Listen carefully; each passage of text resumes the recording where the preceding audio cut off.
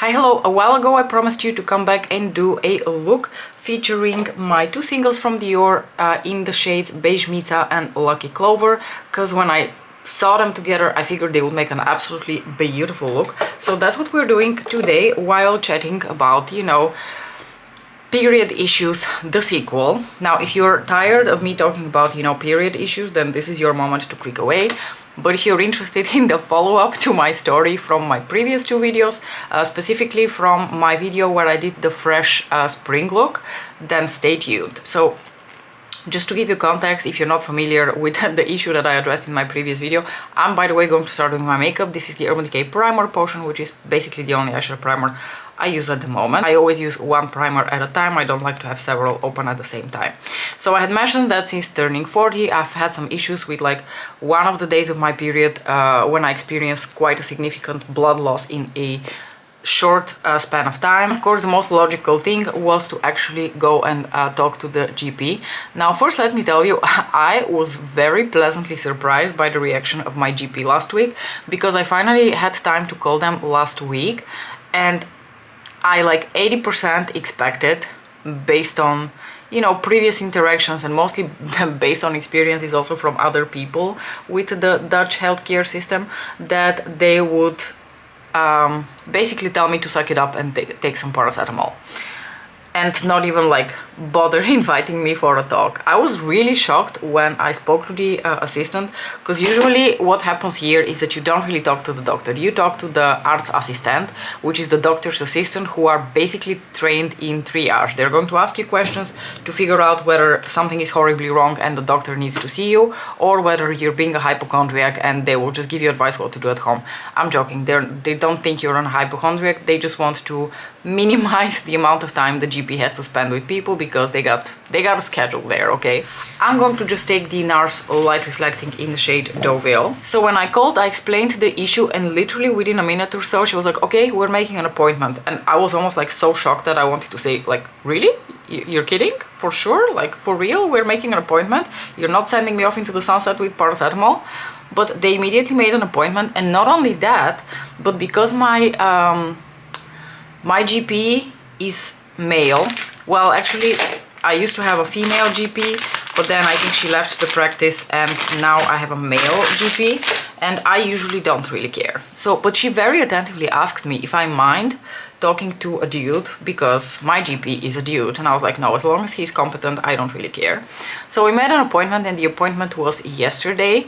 Let me tell you, that was one stressful day trying to get to that appointment, because I usually pick up my son on Mondays at 2:15 from school. So I have a busy morning at work, and yesterday, busy could not even like begin to describe what was happening. I entered work at like 9:15, and I basically had back-to-back things until 1:45 when I ran out to go pick up my son. I hadn't scheduled coffee and lunch breaks, which is something that we do usually do at work. We have a coffee break, we have a lunch break, you know, we like to live the good life. We work hard, but we also play hard. Anyway, detour. But in the end, I didn't have time for lunch, I didn't have time for a coffee. I just shoved a couple of like salty sticks. I have these like salty sticks at work to sustain me if I have to like run around, but I'm a little bit hungry. Anyway, totally besides the point. So I went to pick him up, and because the city center and because my GP practice is not where I live now, my GP practice is located where I used to live 5-6 years ago before we moved into this house. And I kind of like the GP practice and I don't want to quit on them. Usually they advise you to find the GP practice within the region that you're living, but I never really said anything and they never really said anything, so we continue to be in a relationship, albeit a little bit more long distance now. But anyway, I don't bike with my son on the back, because my son weighs over 20 kilos and I'm not a particularly confident biker. So already a while ago I was like, I'm not going to do this. I just feel so stressed out when he's on the back of my bike. I've tried it. When he was smaller and I could bike with him on the front of the bike, it was okay. I'm taking the DIOR Skin Correct in shade 1N, but we did buy the seat for the back of the bike. Now when he became of age to be able to do that, and then I did go on a bike ride with him once or twice, but I felt so unstable on the bike. I just didn't realize how this much weight on the back of your bike can influence the stability of your bike, or at least with someone as inexperienced as me. And that was still at the time that I had not had any accidents yet.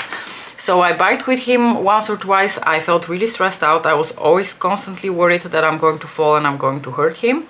So I basically decided after that, we're not doing that. I'm going to wait until he's old enough to bike together. And in the meantime, if we have to go places with the two of us, we're going to take the bus. And I had like a good 45 minutes between picking him up and the GP appointment, which is a decent enough time because we need about 20 minutes by bus to get there, you know, then give or take 10 minutes to walk. But the bus here played quite the number on me, because as I was picking him up and I was checking the schedule for the buses, they decided to cancel 2 of the buses that would usually be located close to the school and would take us almost all the way to the GP practice. So then I freaked out a little bit. And we had to walk a little bit farther to get a different bus. We got rained on, and I can't tell you what a good sport Nicola is. He complained a couple of times like, oh, how far are we gonna walk? My feet are starting to hurt. But I was just like, we have to pull through, we have to make it. I'm taking the Charlotte Tilbury Airbrush Flawless Finish Powder. That one remains a mouthful no matter how many times I say it. We made it to the appointment literally like on the maybe like 2 minutes after 3, because my appointment was at 3 and we entered the GP practice at 3:02. And I know that they're usually quite late, like if you have an appointment at 3, you usually enter at like 3:15. But I don't like to be late for things like this. I like to be quite stipt. But I don't like to be late with things like this. I like to be punctual just in case, you know, because I know that I value their time. So we were there on time. I was very relieved. And then I had my appointment with the GP. Again, Nicola took it like a champ, although he just sat next to me with my phone watching YouTube. So honestly, he can't really complain. He didn't have it that bad. I'm going to quickly do my brows now with the Too Faced Laminating Brow Wax. And I wanted to show you something. This is the second tube of this product that I have. Probably like 90% finished by now.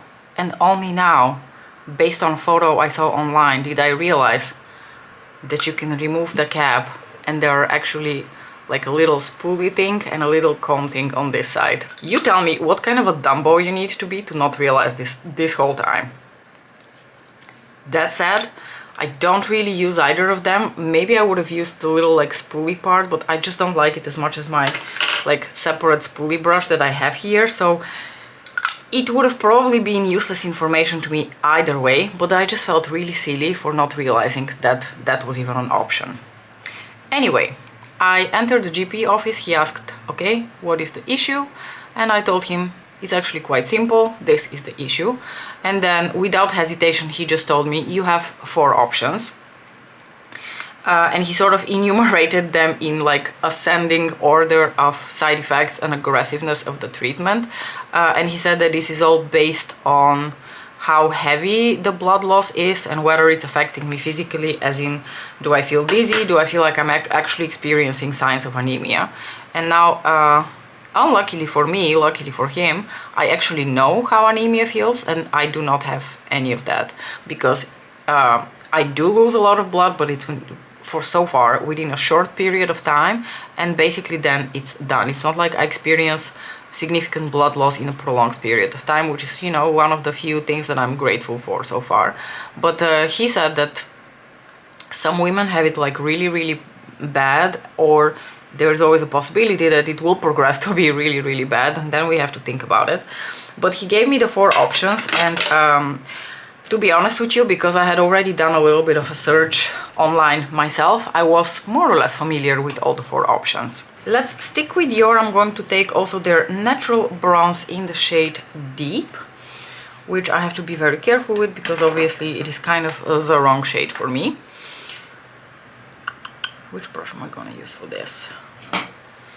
I'm going to grab my Hinoki brush from Sonia G and apply the tiniest amount, even remove a bit on my microfiber cloth, and then just sort of like stamp it on and blend it out very lightly.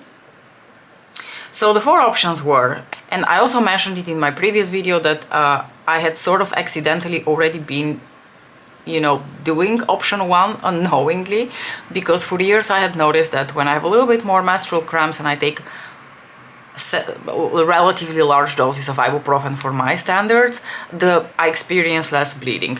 But for whatever reason, I was associating the pain with the blood loss and not really the taking of the medicine with the blood loss. I don't know why I never made that connection, but I never really had to make that connection. It was just something that I observed somewhere in the depths of the back of my mind, but never really thought about very deeply. And then I found out that NSAIDs, so non-steroidal anti-inflammatories such as ibuprofen, actually inhibit the synthesis of prostaglandins, and prostaglandins are, as you know, a major player in a woman's menstrual cycle. So it makes sense that they can influence the amount of blood loss, and that was also basically his first suggestion. Now, he said I can take up to 3 times 600 milligrams of ibuprofen, which to me sounds totally wild. Like if I take 2 consecutive doses of 400 milligrams of ibuprofen because I'm having a really bad headache or really bad menstrual cramps, I already feel like such a daredevil. So when he said that I can take up to 3 times a day 600 milligrams, my mind was like blown. Now, it doesn't come without side effects. Obviously, you know that these kind of drugs can have, especially they can cause gastrointestinal issues because of the same, mechanism that also prevents the blood loss. They kind of like inhibit the synthesis of prostaglandins, which from what I understand also helps with the lining of your stomach or something. Anyway, I'm not familiar with the details. I just read about it really quickly online. For blush today, I'm going to take this Suku Melting Powder Blush in the shade 08. So the second option that he gave me was also something that I had read about online, which is tranexamic acid. And it's funny because I read tranexamic acid and I thought, wait, isn't that something that people use in skincare? And it is indeed something people use in skincare to combat like melasmas and pigment spots, which is very funny because he didn't know that. I mentioned to him that, like just as a funny side note, that I had heard about tranexamic acid in the context of skincare, but not really in the context of, controlling menstrual cycles. But it makes sense given that when you ingest it, not applied topically like you would with skincare, when you ingest it, it actually causes blood clotting. So that, minimizes blood loss via different mechanism. However, obviously, tranexamic acid could be potentially dangerous for people who are predisposed to thrombosis. So, and I don't know that I'm really predisposed to thrombosis, but I also don't know that I am not. So tranexamic acid already sounds a little bit more, on the risky side for me, even if you take it for like a very short period of time.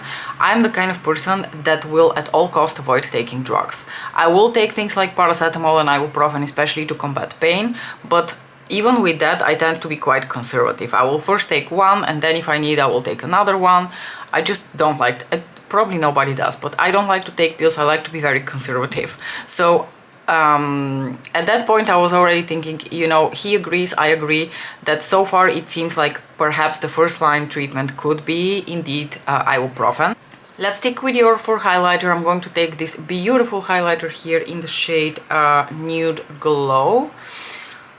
I love the texture of this highlighter so much. And then obviously he mentioned the pill and a hormonal IUD, both of which I was already, expecting, and I already wanted to tell him that those are not my preferred options. And then as the most aggressive option, he did say that it's possible to do uterine ablation or overall removal of the uterus, but those sounded like, end of the line treatments if the bleeding becomes quite uncontrollable, quite prolonged, and I cannot control it with the NSAIDs. Oh, as a little funny side note, so one of the reasons you may be experiencing that kind of, extensive bleeding is if you have like a fibroid in your uterus. They're quite common, they're non-cancerous, they're not dangerous, they just can cause that kind of, discomfort, and they're quite common in everyone, younger women, aging women, whatever the case. But the funny side note was that I finally learned the word for fibroid in Dutch, and It is disgusting. Okay, fibroid and myoma sound like legit medical terms. I'm quickly going to set my face with the Airbrush Flawless Finish Setting Spray from Charlotte Tilbury. But the Dutch word for fibroids is vleesboom, which basically translates to a meat tree. Isn't that completely disgusting? Just like the name of this sounds so unappealing to me that I'm like, oh my gosh, I hope I don't have that. Just because I don't want to, you know, have to think of that word a lot. Alright, let's get into the eye look. I've zoomed you in a little bit, and the first thing I'm going to do is take the shade Lucky Clover from DIOR, and I'm going to take a little pencil brush, and I'm going to work this shade here in like the base of my lashes as a little bit of like a faux liner effect. And then I'm going to go in with Beige Mica. So this is essentially where the discussion ended. He prescribed me naproxen, which is similar in action to ibuprofen, but it's different in the sense that ibuprofen has a short term action, so it is only active within 4 to 6 hours after you take it, whereas naproxen remains active for 8 to 12 hours. From what I understand, because of that, it may cause more gastrointestinal issues, and my stomach is already a sensitive Sally, so I'm sure that I will not enjoy those few days where I have to take the naproxen, but I will thoroughly enjoy the, you know, decrease in blood loss if it really helps with that. So he prescribed me naproxen because that's something you need to have a prescription for here. Everything that is like above 400 milligrams of an NSAID, you have to get a prescription for. Like even 600 milligrams ibuprofen, I don't think you can go into the drugstore and just buy that. I think the highest dose they sell in the stores here is 400. Everything else is prescription. So he did warn me several times, don't take it for longer than 2 pills 2 days in a row, because the concentration is 500 milligrams per pill. I told him not to worry because I'm already quite conservative. So we agreed that I will test this out for the following 3 months now, and then if this works, I will just continue to get prescriptions for naproxen, and if it doesn't, we will consider going to the gynecologist to see if there is actually a meat tree growing in my uterus. Now, I'm probably going to end up doing that anyway, so we might as well do it now. I'm going to take a little bit more of Lucky Clover, and I'm going to apply it here in the very outer edge on the lower lash line,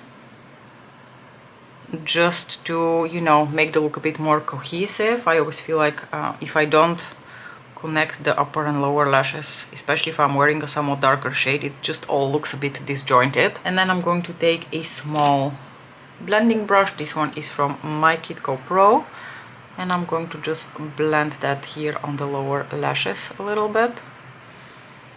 And then we can go into Beige Mica.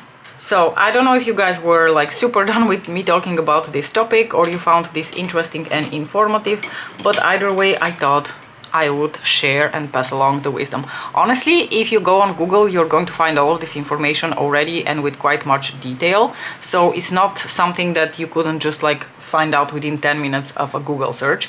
But in case you've never been confronted with it, you never thought about it, and you might experience it in the near or hopefully not so near future, then I have passed on the wisdom.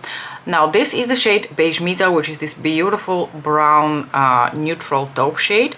I'm going to take it on a Worker Pro from Sonia G, and essentially I'm going to use it as a little bit of a one and done moment. This is actually one of my favorite ways to use this eyeshadow because it is such a beautiful dimensional shade. It has a good amount of sparkle to it, and once I have applied the shade, I'm going to clean my brush off here on a microfiber cloth, and I'm going to start blending it here in the crease and a bit upwards. If you're not feeling any amount of extra sparkle, you can just leave the look as it is and apply a little bit of an inner corner highlight and sort of be done with it. But I am going to add a little bit of sparkle. I'm going to add a little bit of the shade Emily from Lisa Aldridge. It's one of her liquid lurex eyeshadows, and it is a beautiful sort of like neutral taupe with a lot of sparkle, and I feel like it makes such a beautiful combination with Beige Mica from DIOR, so I kind of always use them in conjunction. I just apply a little bit like this on the back of my hand. I take the same Sonia G brush that I use for my lid shade, for the shade Beige Mica, and then I apply it and I go over Beige Mica, especially on like the center portion of the lid, so that I can give a bit more sparkle and dimension to the look there. And then I'm going to grab Pastel Glow, which is one of the new quints that they released for Spring-Summer 2024. Little confession here, I actually purchased the warmer version of this quint as well, the shade Coral Flame, because I really like this formula. I've really been enjoying this quint, and I'm going to go into this center shade here, which is a little bit of like this mint green with a beautiful, beautiful shine on it, which I think makes an absolutely beautiful inner corner highlight pop of like green, and I think it completes this look to absolute perfection. So I'm going to just fluff that here in the inner corner using that My Kit Co Pro brush. Just love, love, love this shade. Not so much as like a lit shade. I feel like these sort of shades, like light pastel shades, just applied all over my lids look a little bit strange, but as inner corner highlights, they're impeccable.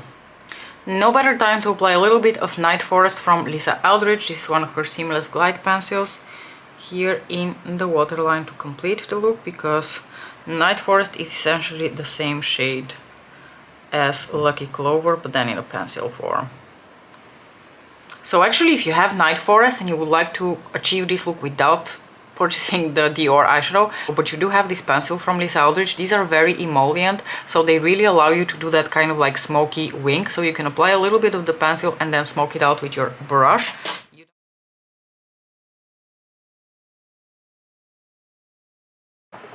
We haven't done sparkle moment in a little bit, so let me go ahead and shine a little bit of artificial lighting on this look so that you can also see a little bit of sparkle.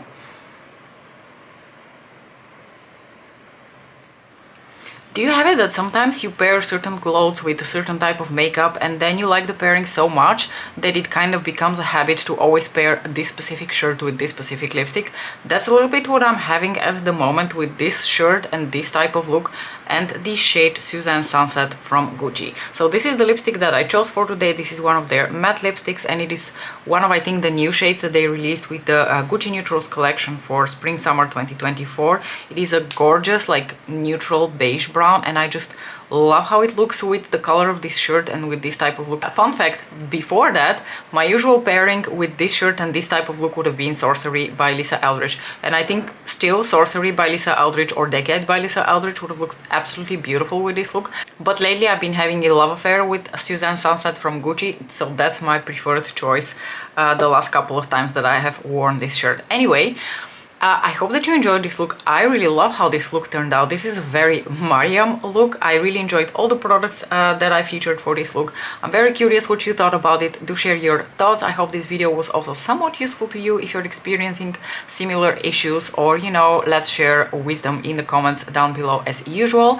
Thank you so much for watching, and I'll see you in the next video. Bye!